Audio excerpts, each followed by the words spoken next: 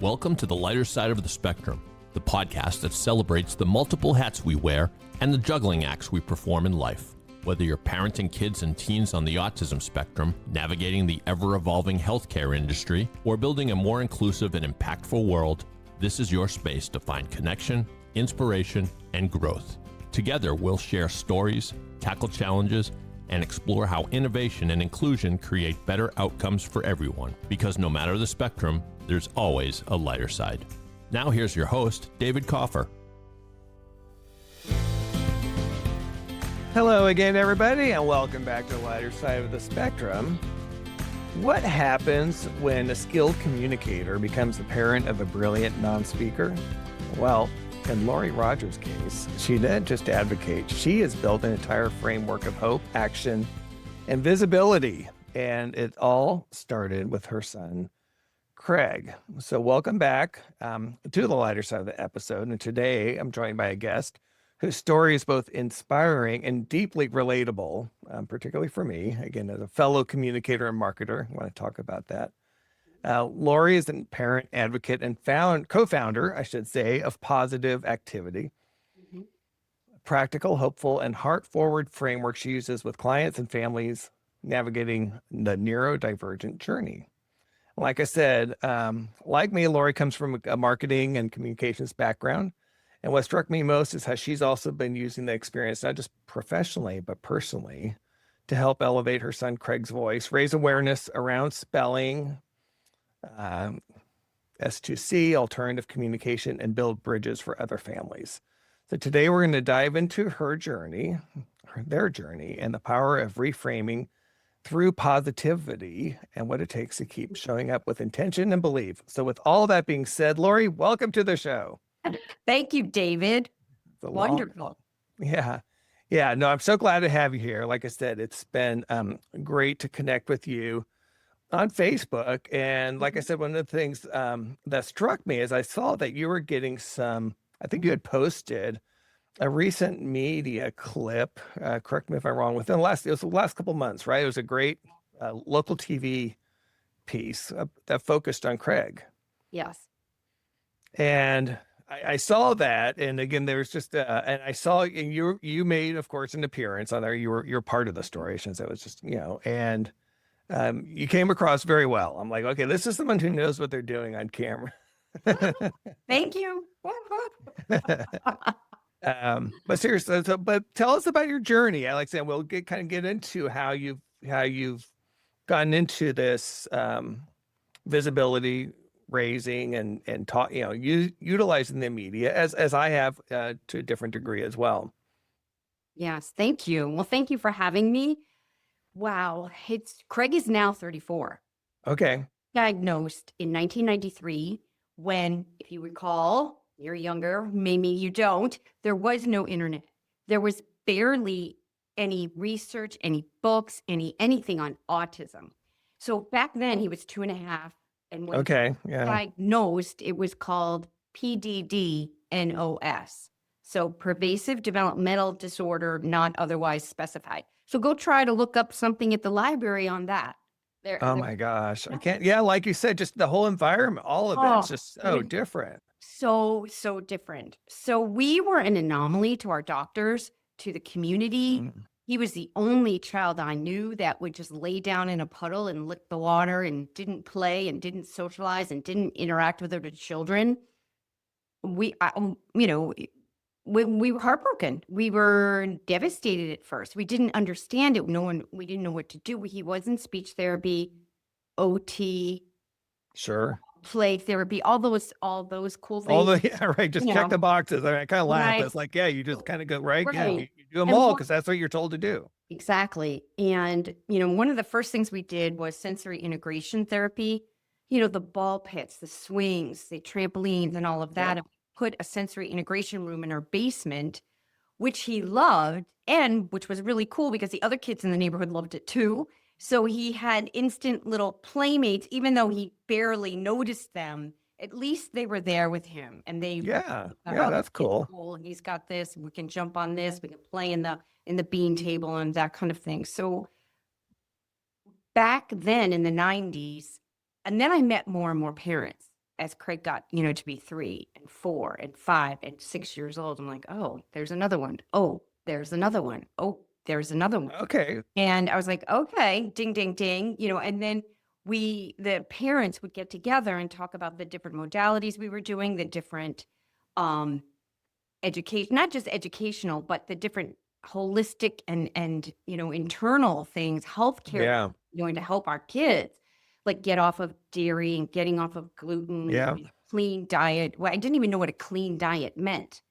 And No, I mean, no one heard, you never heard that. I mean, just day no, to day, right? Like, I mean, that's only kind of once you get into this world. right. So we started out, you know, when he transitioned into from preschool into you know, grade school, like at 3. I'm sorry, when he transitioned out of early intervention into school, the OT came to me and she goes, "Well, we really can't do sensory integration here. We don't have the equipment." And I said, "Well, how much is the equipment?" And we tallied it up and we researched. It was about $3,500 to buy the swing, the ball pits, the mats, the this, the that. And went home and I told Neil, I'm like, "Neil, they need all of this stuff. It's $3,500. What are we going to do?" He goes, "Well, we'll just have a fundraiser. We'll raise the money." I'm like, "What?" Like, okay. So That's we great. did. So we did. And we raised Wow. the money and we bought all the equipment with those funds. And I think we raised the exact amount we needed. It's so funny. And put that into, and so we're talking 1994. It was the first preschool in Nashville with a sensory integration repeat room. And now, of course, every grade school and every school, middle school and high school, has one too. Because, you know, it caught on at just Yeah, right. You set the one system. So that was one of the first things we did. And from there, we were like, oh my gosh, these preschools, these teachers, these special needs educators need so much. They don't have Velcro. They don't have board maker. They don't have laminate machines. They don't have this, and this. And so we started a foundation called Parents Assisting Special Educators.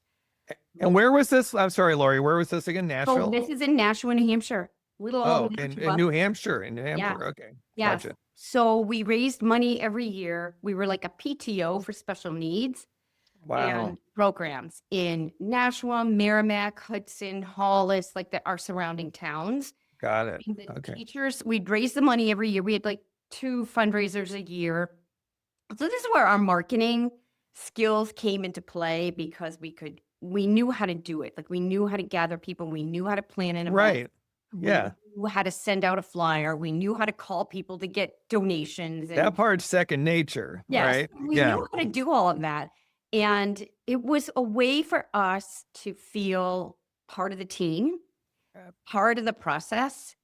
Our teachers and our OTs, our PTs, they appreciated us. I'm not saying we got any special benefit or anything, but they listened to us. I felt like Well, sure. You were engaged and involved. we were really Hi, Stone. part of the team as far as that went. And it Okay, made me feel I'll good lay to down. do that. Stone likes to make his appearance and Oh, stuff. hi. He came in. Come on, we want to He's see tired. you. Yeah. So that went on for 18 years while Craig was, 20 years while Craig was in the school system. And it was my family, Neil's family, our friends in the area, all would come, all would make donations, would create silent auction. It was literally a village, like a community got together to do this and help us. Yeah, I'm shaking my head. That's It awesome. was amazing. So what gave us that spark of hope, that spark of joy, that spark of love and compassion we needed, because raising this young child, this young person was, what's the word? I mean, it's not that it's challenging, it's all consuming and it's hard. It's hard. It's all consuming. I think Not I think it's fair to say it's challenging. I mean, No, parent, it's let's not. look, parent, look, let's be honest. I mean, parenting is challenging enough.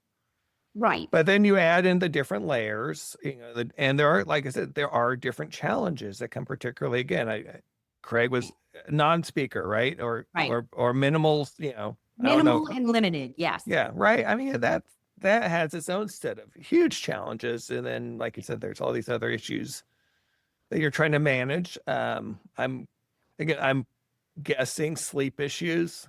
Yes. He didn't sleep through the night until he was 6, and I took away, well, I eliminated gluten and dairy from his diet. Yeah. Then he started sleeping through the night. Literally 6 years old. I'm serious. Yeah. I mean, I was there, Lori. That was, again, I think you have, you either tracked it better or have a better memory. I can't remember exactly, but it was simple. I was right around the same age. I mean, it was, in our case, Stone would wake up again. Like I said, he wouldn't sleep through the night. I can't tell you how many, it wasn't every night, but it was most nights that he would get up at 2 or 3 in the morning, and he was raring to go, right? Like it wasn't just, he was just Yeah. kind of up and just kind of puttering around. It's like that motor was going. Yes.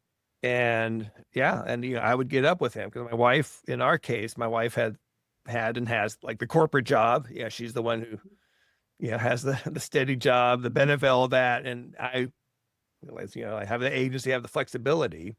Yeah. And I could cope somehow with minimal sleep. Not great, but I was at least able to cope. Wow. Anyway, so there were many years like that. So like I can relate to that. And the Yeah. same thing, we cut out when he was younger, casein and gluten, and that made a huge difference. Mm-hmm. Yeah, I agree. And so, life went on, and we had our meetings. We would get, sign off on things. He went through the system. He was never really included in regular education classrooms, except when he was like in 5th and 6th grade. He would spend some time in a regular classroom and then back, and they always called them intensive needs classrooms. Yeah. Yeah. And I can remember like the 5th and 6th grade teacher, Mrs. Janess, she was awesome. And she said to me one day, Craig was there making a drawing. And she said, okay, write.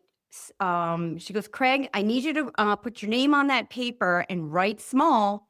So what did he do? He wrote SMALL. She goes, Lori, I almost was on the floor laughing. She goes, he taught me how to be a better teacher, how to explain things differently, how to see that some kids are so literal, right? And she was a gem. And so for 5th and 6th grade, in and out of that regular education classroom, it got harder as he went into middle school and high school because he became different. He really was separated. The kids were in the basement of the school with no windows. Here's your classroom. You're there. No one presumed competence. No one presumed he was understanding, learning, listening, knowing, hearing. And we weren't sure either. So we didn't fight to let him sit through a history class. And to be quite honest, like, oh gosh, can he sit through that history class? Right. Without clapping and moaning and yelling and crying and pacing and bugging everyone else in the classroom? So there was that balance of, okay, let's educate him the best we can in his intensive needs room. And yeah. And I'm curious, in his case, was there education in that intensive ed environment, and to the best of your knowledge?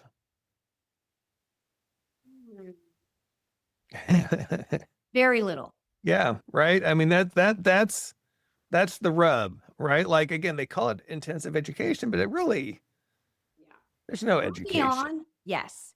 Early on. Right. 5, 6, 7, 8, like into 7th, 8th grade. I would say yes. Yes, there was. I mean, he learned to read. He could read. Okay. We weren't sure if he was compiling it or understanding it, but he could read the words and read. But it just sort of, because he wasn't like keeping up with other kids his age and his behaviors, right? His behaviors were so different that people looked at the behavior, not the child, the brain, what was underneath. It's so funny because just the other day, he said he spelled out to one of his aides on Wednesday. He spelled it out. I'll show you those in a minute. But goodbye, Kaylee. There is more to me than you can see. Great. I got to frame that. That's like. Yeah, that's awesome. And so if I could go back and in time, I would say to those, there was so much more to him than they could see, but we didn't know. And we just didn't know. No, Yeah. no, nobody knew. And, the model is just so different, and it sucks. I mean, there's just no other way to put it. It just kind of sucks because as parents, and I'm sure you could, feel the same way. I knew there was more in there, Mm-hmm. but I had no way to get it out, and didn't, and you want to trust the professionals, the experts, and and so you start hearing them talk about, okay, well, they're intellectually disabled, or, because they're giving them the standardized tests. And of course, they're not doing well in their standardized tests because of the apraxia, all these things that, I'm sure it's the same for you, Lori, right? That Mm-hmm.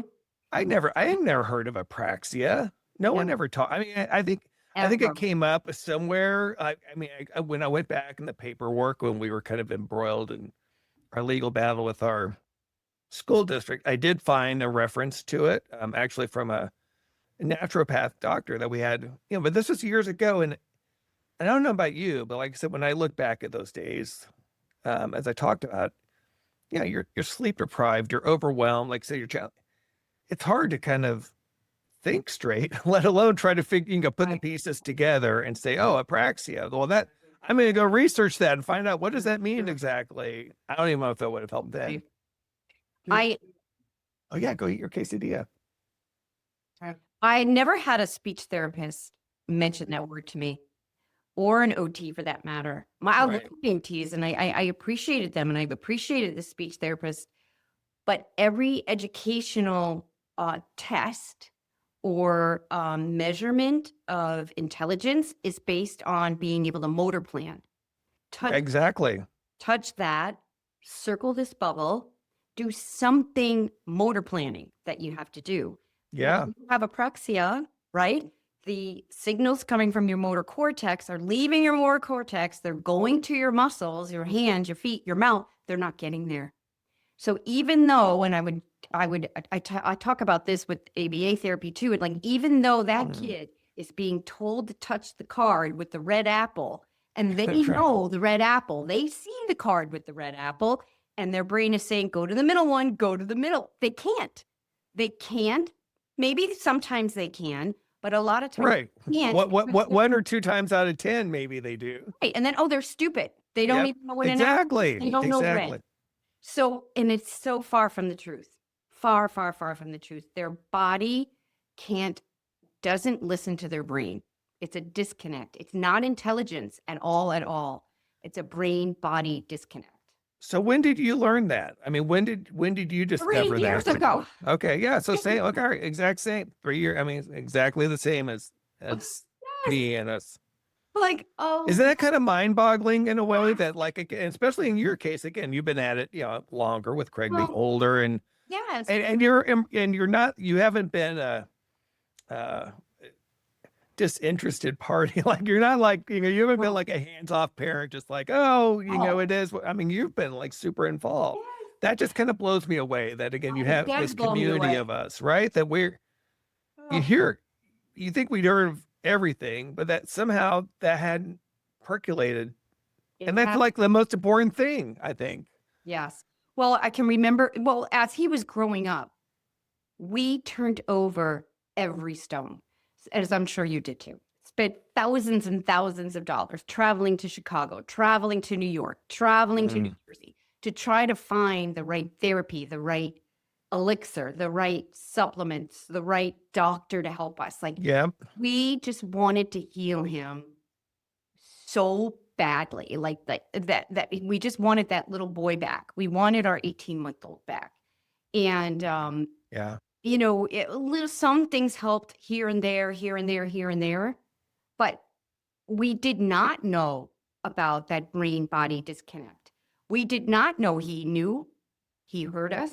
He was listening, learning all along. So no wonder he had tantrums in high school when they're trying to teach him colors or making him put screws in a little nugget thing. It's like, I know algebra, and you're sitting here making me do this screw thing. Well, of course you're going to have a meltdown. Of course you're going to have a temper tantrum. And he couldn't say, I'd want to throat punch everyone. I know, Seriously, right? Like, just think about, yeah. I know all this and so much more. He couldn't. And, once he got out of high school and into the adult world, we kind of settled into where he was, and we, Neil and I helped create a program at Nashua Community College here in Nashua. Of course you did. So where special needs kids go, Wow. they can take classes or they can just get educated right in sort of like this cool classroom environment. And it's very, very neat. And all of those things we did, of course, came from, forward thinking, positive thinking, creative thinking, like, okay, right. And how can we make things better for him? And then calling people and making connections. It just so happened, Neil called the president at Nashua Community College. Her secretary, her admin, happened to be our neighbor, and we didn't even know she worked there. And oh, wow. Then the president of Nashua Community College has a grandson that was just diagnosed with autism. And she's like, okay, yeah, come on in. I want to learn about this. What do you mean you need a classroom? And after their first few meetings, she just said, you can use that room right there. Here you go. And I think there's over 100 kids that have gone through the program. That just took connecting dots, thinking creatively, and just being open to ideas. And then I will say, it's not every day am I joyful and happy and open to creative ideas. I'm not. Of course. Right. Oh my gosh, will he ever stop, perseverating about September 1st and what's happening on September 1st, right? So we were in this mode of, okay, goal is to keep him, he's 31, 20, from 25 on, safe, sound. Moved out of our family home. He was 26 years old. He's 34 now. And he wanted to do that. It's worked out well. But we saw, okay, safe, keep track of his eating, his supplements, and this is his life. And we were kind of settled into that. Sure. Then a friend of Neil's mentioned the book Underestimated to him. Neil, you get this book. My nephew is doing this communication program in New Jersey. You got to read about this. This is awesome. So we get the book, comes in, open the box, get the book. I wish I had the book here. It's Underestimated by J.B. Hill. Yeah. And the subtitle is An Autism Miracle. And I went, not another one, right? Not another, right. What? Another promise. Not another path. Not another $10,000. Not another whatever. So I put the book on the coffee table and I said, okay, I'll let Neil read this one because his friend mentioned it. So there we go. So the book sat there, I don't know, 6 months or so. Neither one of us read it.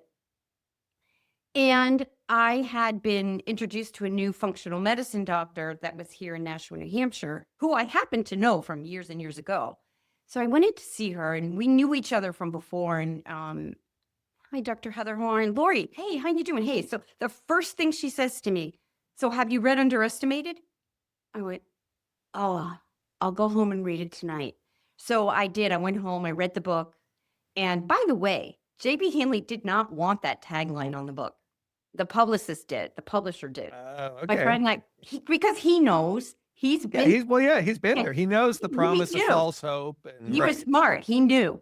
So, I went home. I read the book. I called the IASK organization. Where is there a practitioner? Because this story of Jamie, his son Jamie, is exactly story, exactly the same history. The closest one was in Rhode Island. Oh, fine. Come on, Craig. So we go down, we see Crystal. It's an hour and a half away. Okay. And he sits down with her. And the first lesson they did was on Dr. Stephen Hawking. And so awesome. Ask him a question. And if you haven't seen what spelling to communicate is you just use these boards. Yeah. Spell out the answers to questions based on information that they've just given you. So I'm just going to interrupt it for a second because I want to ask, what was your mindset driving down there? You read the book.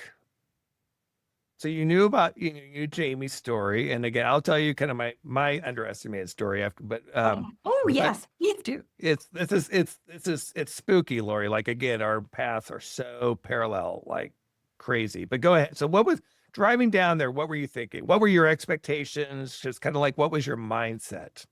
I believed he could do it. Okay. Knew that he could. Uh, the similarities were so there, and I just knew that he could. So when we arrived and he sat in a chair and she read in the story about the paragraph about Dr. Stephen Hawking and asked a question and he spells out black holes, I was like, okay, I knew it. And I wasn't bawling. I wasn't on the floor Okay. weeping. I Right. was like, of course. Wow. And, I'm not saying it was easy. The first few sessions we did, he stood by the door wanting to leave because learning a new skill, motor planning, Yeah. like brain is trying to tell your finger, go to the A, go to the D, go to the E, it's hard work. It's a lot of work. Yeah. So he would be standing by the door. Crystal would read the first paragraph. She'd say, okay, I'm ready to ask you a question. He'd come and sit down. She'd ask him, I can't even think. So, where did Dr. Stephen Hawkins live or whatever? Yeah. And the answer was in the text that she just read. So she put the board in front of him and he spells out, the answer. And even though he was standing across the room, wanting to leave, miserable, he was still listening and he still knew it. And he came back and spelled it out for her. So it just got better and better as time went on because his body learned to listen to its brain and create and get better at this motor skill. So then I learned more about motor planning and how you've got to be working on it all day, every day. Not all day, but you know what I mean? Exercising, functional movement. Make them pour their glass of water. Make them cut up their cucumber. Make him zip up his backpack.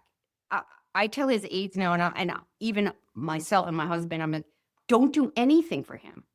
He unties his shoes, puts them on, and ties them back up. Like all that motor planning, you're creating new neural pathways in your brain. And that's what you want. Just keep creating new neural pathways. So the pointing is brand new neural pathways. Thank God the brain can change. You can change your brain. You can learn new activities and you can create new neural pathways. I mean, that wasn't really even known in 1994.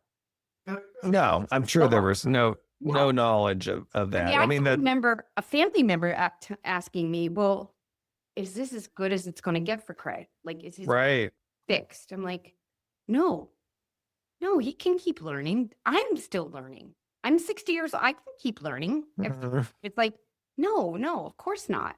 But there is that mindset, right? And I don't know about you, but again, I remember having kind of doctors or practitioners, kind of along the way. For me, I always felt like there was like this ticking clock.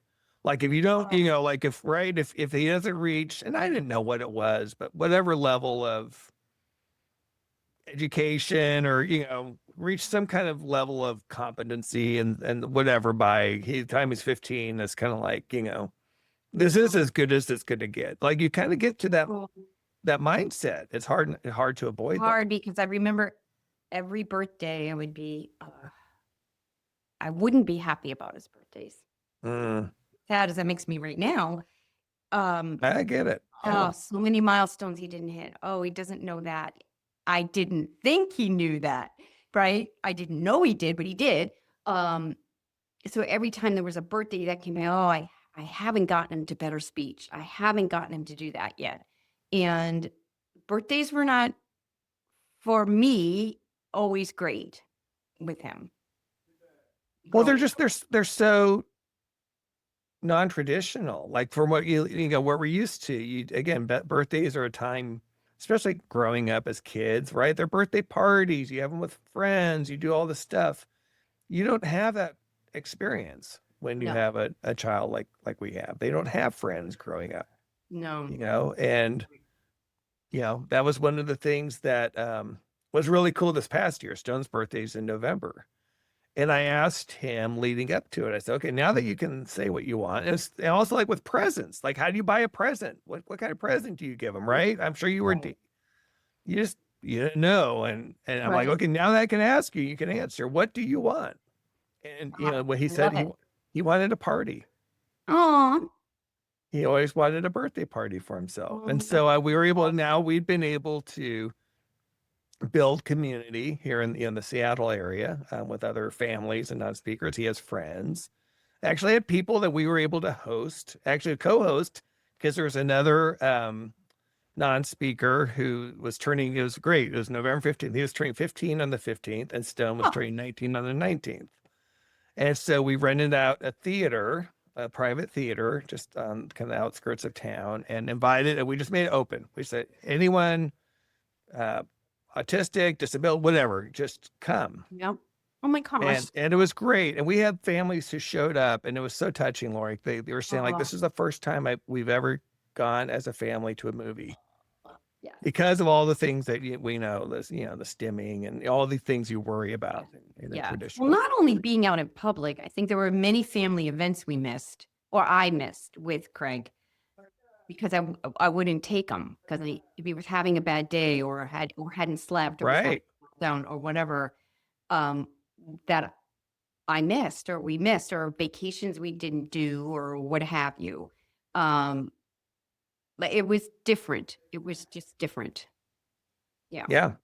Yeah, very much. So I'll just tell you briefly again, my underestimated story, because again, it's so similar to yours, is I also had purchased the book. I'd seen it somewhere on one of the forums or group, right? It was kind of similar. No, somehow it came across, my radar. But the same thing, I bought it, it arrived, I kind of looked at it, and I put it on the shelf. Because like I said, it's kind of like yet another thing, because we've been through all these different things and whatever. It's Yeah. like I'll get to it. I had a friend who happened to be friends with JB's wife. They played tennis together down in Portland. She and I went to college together, and she had reached out and just said, because she knew of their story, and she had been following our story, being friends on Facebook and everything. Yeah. And she thought they were so similar, and she didn't know a lot, right? Kind of an outsider, but she's like, you might want to look into this. And he wrote this book called Underestimated. I'm like, oh, that sounds familiar. I'm like, oh yeah, I have this book. I better read that.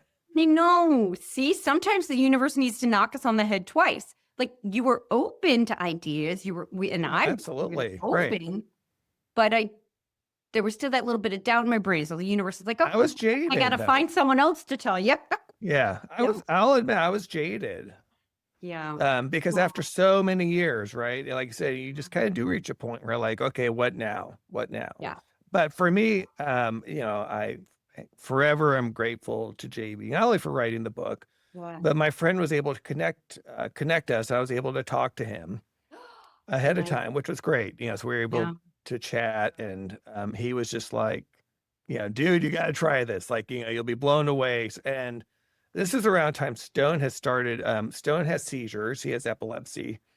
And so, that's a whole nother challenge or whatever, of course. And he had just started, some anti-seizure medication, which a lot of people know, really can kind of mess you up, give you brain fog, and you just see it. Like, and even though he wasn't like communicating, like you could just see it was really spacing him out. So of course there were all these things in my mind, like, how is it going to work? Will it work? He's like, just, give it a chance. And so, as my listeners know, like, we booked a 3-day intensive session with Dawn Marie down at the Speller Center in San Diego. Because Yes. again, JB's like, go to DM. She's the best on the West Coast. Yeah. And so we went there, and again, very similar to you. Had first experience. Ours was Benjamin Franklin. Was a story about Benjamin Franklin. Yeah. And I didn't quite fall off the chair. I was cautiously optimistic. Because like you said, there were so many parallels in the story that I felt like, okay, this has a chance. I was cautiously optimistic, but I still, was thinking, okay, worst case, we're going to spend a few days in San Diego. I mean, Nice. Yeah. worst places to be and have fun and go to SeaWorld or, whatever. We'll make it a little mini vacation, but, nothing to lose. And of course, the rest is history. That's beautiful. I wonder, do they still do the 3-day intensives? I don't know. Yeah. How because obviously it's grown Yeah. so much, which is great, and getting the word out, which is kind of the next thing I wanted to talk to you about is Mhm. so now, so this new world's opened up, right? Yeah. So obviously you've decided to help try to get the word out as well. Mhm. Tell me like Yes. how what's that process been like, and Well, what's been your approach been? I didn't really want to. It was kind of interesting because I remember JB in the book said, "Get your house in order first. Hmm. Take your child where you need them to be first, and then go save the world." And okay, like I took that to heart. I said, okay, I'm going to focus on this, and I'm going to get him where he needs to be with this. He works with 2 other practitioners. Now we Zoom with other spellers across the country. He has 2 friends that come into this room and meet Oh, and that's spell great. together. So yes, now he has friends. It's amazing and beautiful. That's Um, awesome. That's so but great. I have a son, Cam, who's in the biz, shall we say. He's in the podcast business. He is a Oh, okay. personality. He's out there and doing it. And he's like, Mom, we got to get this story out. And so he's the one that Oh, pushed me to, that's funny. because I was like, well, it's controversial. It's this, it's that. It's like, well, then what do I care? What do I care that Right. might be controversial, or that someone may poo-poo it, or someone might call me crazy or whatever? And if I could back up a minute, remember when Of course. Yeah. Spellers, the documentary came out? Yeah. And I hosted 2 screenings, one here in Nashville, New Hampshire, and one in Plymouth, Massachusetts. Packed houses, 100 here in Nashville, 150 in Plymouth.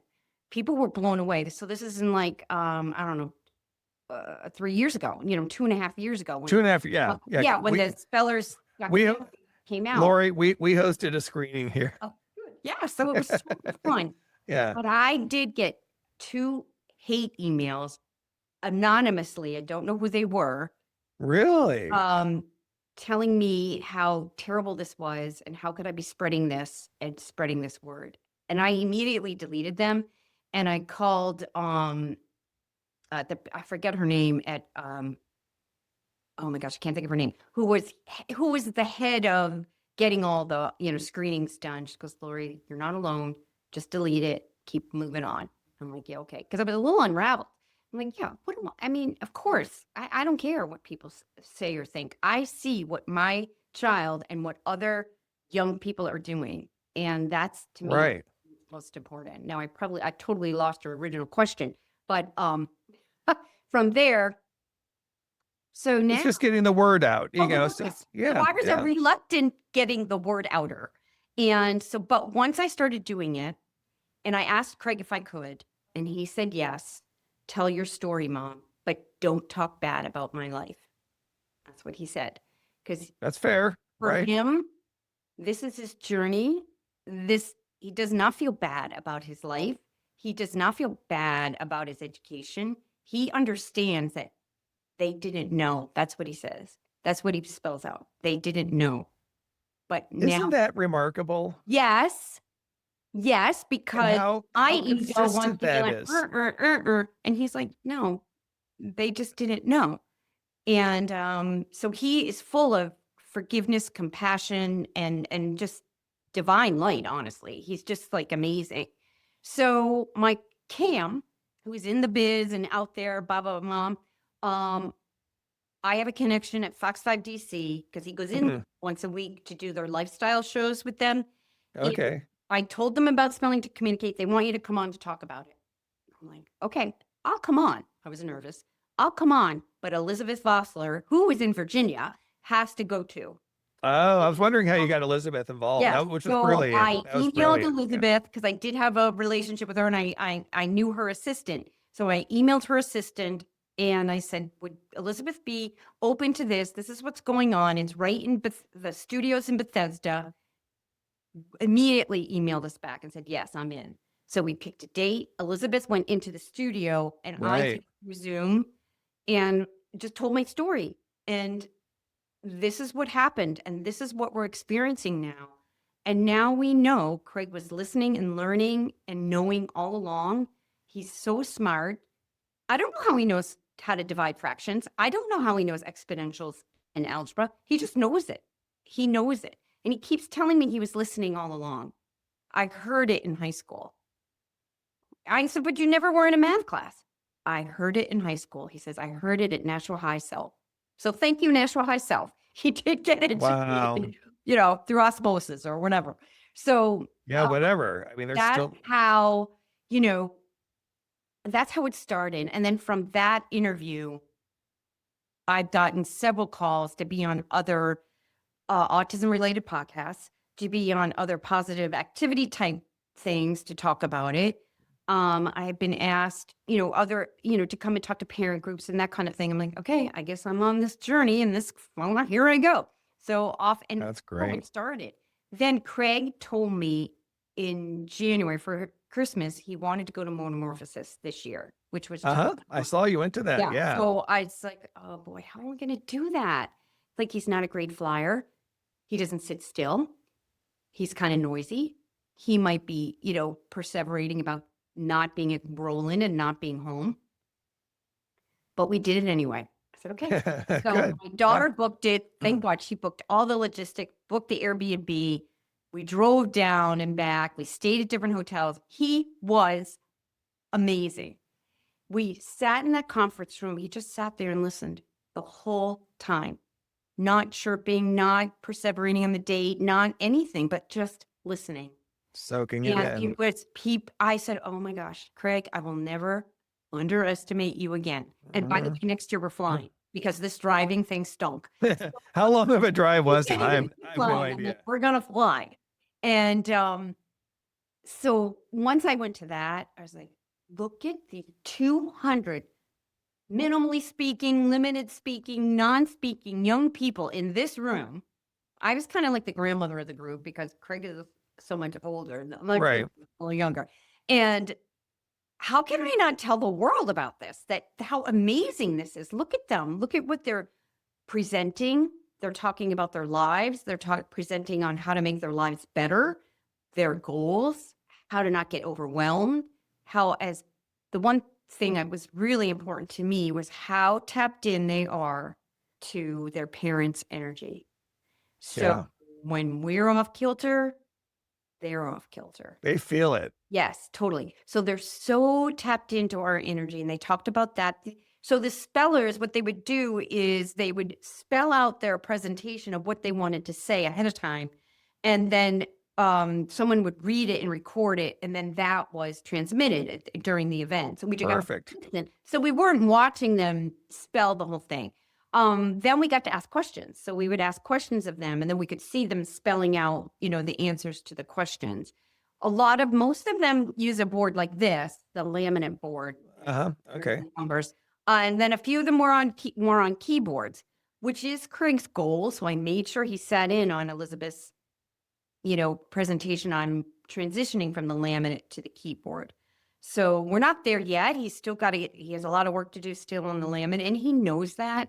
But he's looking forward to that. And he wants a high school diploma. He wants to write a book. Good for him. He wants to write. Right. He just wrote a limerick yesterday. It was or Tuesday. It was so cute. And so how can I not tell people this? Because no one told me. So how can I keep it in? I want everyone to know. And if you try it and it's not for you, fine. That's okay. But at least parents should know it's out there because their teachers aren't going to tell them. Their OTs, their PTs, their speech and language professionals are not going to tell them. So they're going to hear it. They have to hear it from other people, and especially other parents, like you did and like I did. And because right now, it's not, actually, I shouldn't say that. I met a mom from Ohio who this program is in their school. So it's the doors are cracking open. People are coming. Here and there, it's starting to a little bit, but it's still, man, there's so much resistance, unfortunately, in the school system. So I say to the younger moms that I talk to, it's that your special ed teacher is so overwhelmed with what they have to do every day. Paperwork, the different disabilities in their room, learning about each child. They don't have the time to research new things. It's up to us. It's up to the parents to research new things, get the research done, show them the research that's been done, because there's a lot of research behind spelling to communicating. Everyone always says, oh, there's no empirical evidence. Like, there's a ton, there's a lot.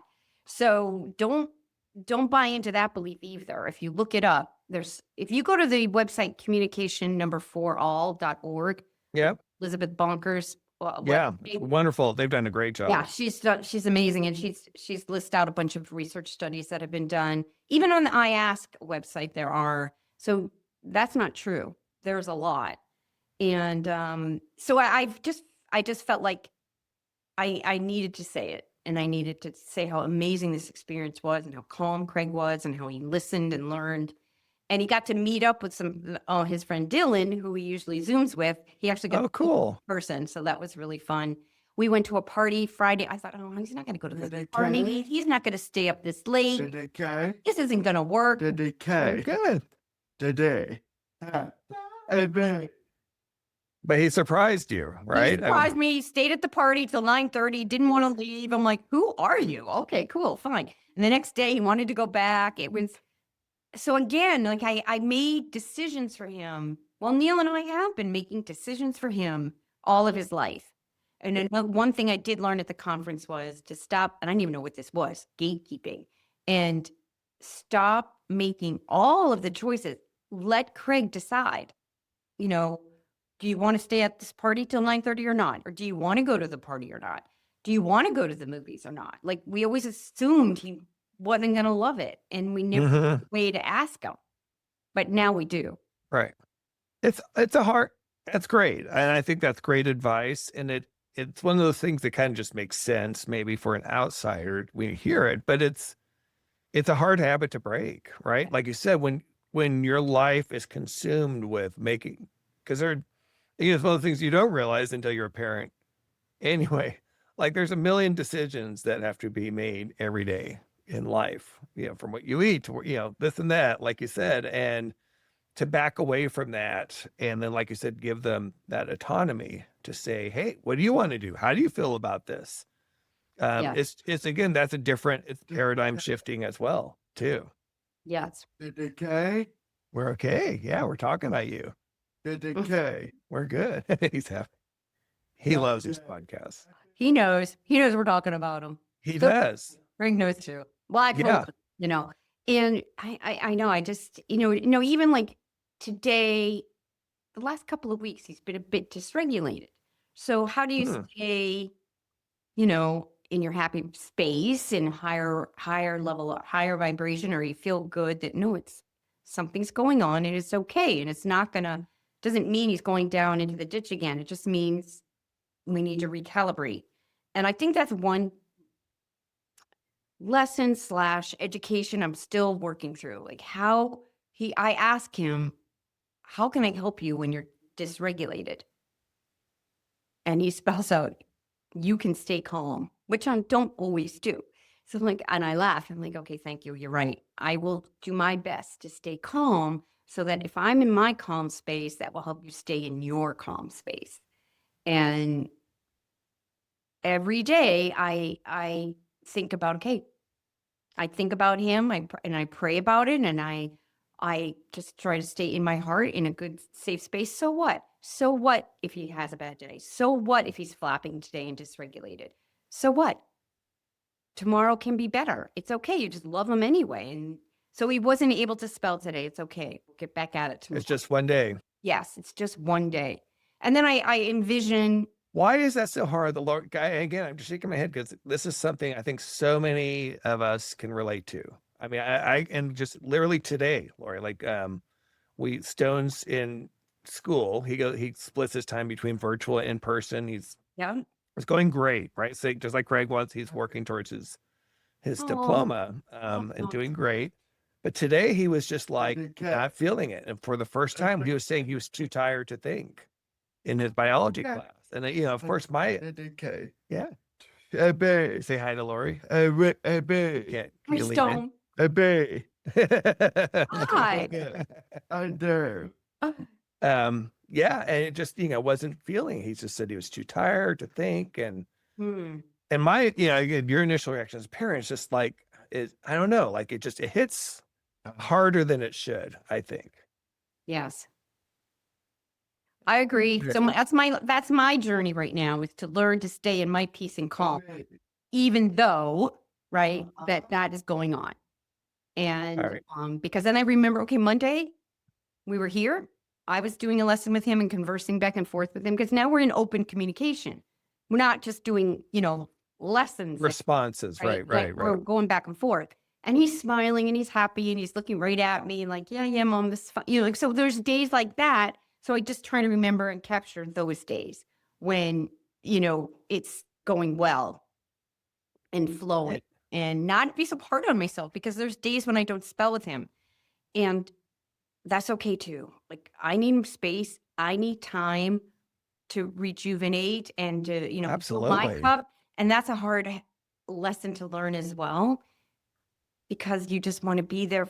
Well, I think my challenge, and for Neil too, as a parent, now that we know what we know, and he's got a bunch of goals here he wants to accomplish and more. So you're like, oh my God, we got to work so hard. We're going to have to do this 8 hours a day to help him reach all these goals and do all these cool things. And, blah, blah, blah, blah. It's like, okay, wait, time out. Because you feel like you've lost so much time. Absolutely. Yeah. And so that was a hard lesson to learn as well. Like, whoa, okay, baby steps. He's got the rest of his life to accomplish these things. Stop thinking about the timeline anymore. And little by little, day by day, he will. And he will get there. He will learn. He just wrote 2 poems this week. That was one of his, goals. I love it. Those things are going to happen for him. So So we're easier gonna said than done. And I work on it every day. we're gonna pause it right here, because I want to drop in the tip of the week jingle, because this is the perfect time for that. And again, because I want to keep talking about that, because this is perfect. Hey parents, gather around, it's time to speak. We're here with your tip of the week. Strategies and wisdom just for you. Autism parents, we know what you go through. All right. So, we've been talking about the tip of the week, which is really, I think, just be present, like you said, in terms of your own feelings. Realize how much of it, I guess maybe it's multiple tips of the week. It's just what you were talking about, Lori. I think it's just, be aware of the impact we have on our kids, our emotions, way more. I mean, again, some of it's parenting 1-on-1, but it's not. Like, it's so much more profound with these kids, that they are in tune with everything. And like you said, just as much as we can, just to try to be aware of that, and just to try to be present and try to be calm, because it really affects Yeah. everything. Like I said, the spelling, their learning, all that stuff. Right. I was feeling bad and that I wasn't doing more, or I didn't work with him that day, or he's not reaching his goals, or we're not doing this. We're not, it's like, no. Look at how far you've come. You're doing the best you can. It's beautiful. It's amazing. It's little by little, it's all going to get done. And sit in that knowing that you just are. You're enough. You're more than enough. And it's working, and it will get there. Right. And it's just, and right, to stay in my peace and calm. Absolutely. And like you were talking earlier about Craig, and it sounds like he's a happy guy, and that he's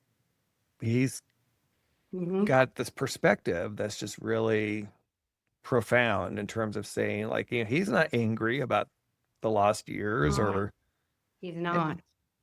I mean, that's just remarkable. And he doesn't want us to be angry either, because he heard his dad, and my husband, Neil, Yeah. talking about his early childhood and what may have happened to him.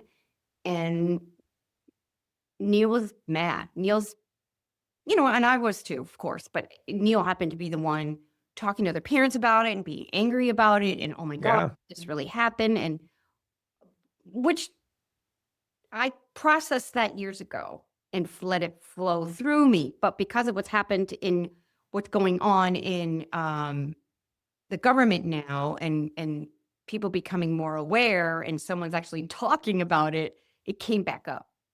Yeah. So Craig handed me the board one day and he said, I can feel this ranting. And I said, well, who's ranting? Mm-hmm. AD. Well, what's Dad ranting about? Vaccines. I said, well, is there something you want me to tell Dad? Because Dad was upstairs. Tell Dad to release the anger. So I think that's a lesson for all of us. Process it, do with it what you will, get it out, go scream in the woods, punch a pillow, whatever you have to do to process. I'm not saying don't feel it. That's a totally normal human emotion. Feel it, process it, let it, and then release it. Because it does us no good to hang on to it. So Craig was guiding Neil, right, to release it. That's beautiful. Yeah. And it's true, right? Like you said, we can feel the way we feel. Anger is a real thing. Again, particularly early in the journey, there's a lot that goes into it, but it's not healthy. It's not productive. And, I think we're collectively so much better focusing on again, what you're doing, Lori, and what I'm doing and what so many others are doing, which is getting the word out, helping. We know, for every Craig and Stone, we know there are thousands who are still trapped in their minds, right? And that's what motivates me. That's what literally motivates. It's like trapped in their minds. Yeah. I feel like every family that I can reach, that I can help, just to open that door, open the possibility to experience, a fraction of what we've experienced, because it's life-changing. I mean, that is not an exaggeration. I mean, our lives are just so different. Our lives have drastically changed for the better. Yeah. Oh, 100%. There's nothing 180 degree turn. Yeah. Right. Definitely. Right. Yeah. And absolutely. Yeah. In a positive, structural way. I'm not dissing anything else. I don't even want to ever even go there. I just want to stay positive in what we're doing. And it's not about what happened in high school or what happened in grade school or what happened, 5 years ago. It's about what's happening right now. It's irrelevant, right? Yeah. Right now. Yeah. Yeah. And where can we go? Where can we take this? So then I want to share an idea that I have with you that I'm going to hope get some traction. Again, kind of like because I think I'll back up a little bit too, as a professional communicator, was it also frustrating, like even more frustrating for you to have to deal with this? That's how I felt. Like obviously we talk a lot, like we're communicators. We take that to heart. And to not have that experience with Stone was so hard, right? And because again, we understand the power of communication. We understand the power of words, limericks, poems, all of that. So, what I want to do is my idea is to build a coalition or whatever you want to call it. But call it something like Communicators for Communication. And that is to reach out to other PR professionals, communication professionals, get them on board to understand the power. Again, whether it's through the media and also media professionals, we are the people who understand the power of communication. We understand that it's a fundamental human right, really, that deserves to be fought for. And I feel like that's where the power could come from, is from, again, professional communicators who live it every day, more so than even the therapists or the teachers or, that world's, that's their world, let them do that. I think communicators can help this tremendously. I agree. All right. So thank you for starting that coalition. All right. So I've got you on board. All right. Yeah. Okay, great. All right. Thank you. The first official member of Communicators for Communication. So yeah, no, I mean, I'll be talking about more in the future. I'm actually lining up some exciting meetings with, can't name names, but I say it's one of the larger PR agencies in New York that I have contacts with who are very interested. There's an opportunity. I think Stone and I may be able to present to them and their executives, their global executives, about this story. Also talking to a major media company based in Philadelphia that may also be interested. I'm working on our own advocacy tour. So we'll see. So stay tuned. Yeah, really exciting stuff. Really exciting. I just feel like this is how we can use our professional skills background to further the cause. This is what we can do to help. Yes. Well, it's so funny too, because my background is a math. I have a master's in math. No kidding. I didn't realize that. I wasn't going to be a communicator or an educator or any of that, or a positivity expert or a workshop leader. Like, no, I'm over here doing my math stuff. And then That's amazing. I had no idea. Wow. so the world just shifted and changed for me. So in a Wow. great, no, Yeah. Well, I'd say you're where you're supposed to be. I mean, thank you, David. in more ways than one. So we can Well, go on and on, but You're impacting people's lives. oh yeah. And that's what gives you purpose every day. That's what makes you feel charged. That's what inspires me is I'm inspiring people and changing people's lives. I 100%. yeah. All right. So if people want to learn about you and your work, they can visit your website, right? Positiveactivity.net. Yes. And links to my Facebook and Instagram are there. Our emails are there. Lori Okay. at LORI, positiveactivity.net. Connect with me. I answer every email personally. I love talking to parents about this. In fact, I Yeah, just likewise. the other day, her child is 6 years old, a limited speaking. I go, just so you know, treat that child like a typical 6-year-old in that, talk to them like you would say, Yep. typical 6-year-old, read books to them, let them watch the movies because they are learning, picking it up, listening, and the knowledge is going in here. They just can't get it out this way Yeah. in here. So just know everything you say, they are soaking it in. Yeah. That's great advice. And it's stuff I wish I knew. No. Although there's a lot of it. I will say we did do a lot of it just naturally, but I wish, you always wish you could have done more, right? Yes. Yes. Well, Lori, thank you. Oh, like I said, your God. voice, your clarity, your honesty, it's all a gift. And Craig's story is awesome. It's a reminder to every parent really out there. It's never too late to believe. It's never too late to begin. It's never 34. I know. right. Like it's never too late. So, and for those listening again, I hope today's episode spoke to you. Please share it with a friend, leave us a review. Help us find more families, travel this road together. So, Lori, thank you again. Until next time, keep spelling, keep believing, and stay on the lighter side.